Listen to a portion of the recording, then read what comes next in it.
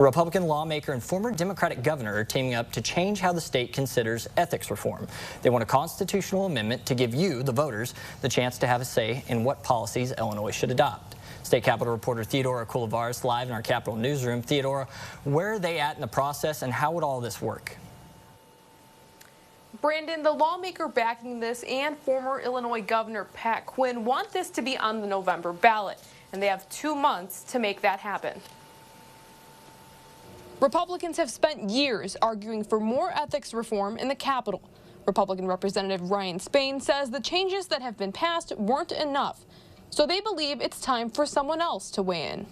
You know, we have a process right now where the legislature can impose its own ethical improvements, and it's not happening. Spain and former Democratic Governor Pat Quinn want the state to leave it up to voters to write the rule book. We've made it far too difficult for citizens to have input and control about the composition and expectations of their government. The duo wants to put the question on the November ballot with a constitutional amendment.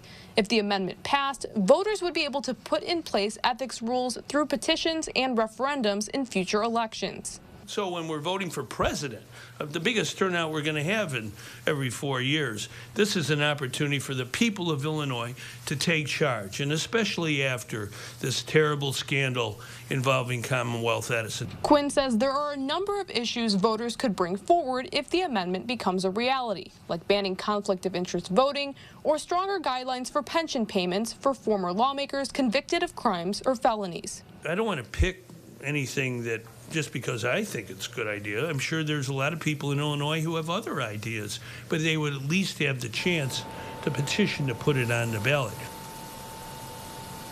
It'll be quite an uphill battle to get this on the ballot.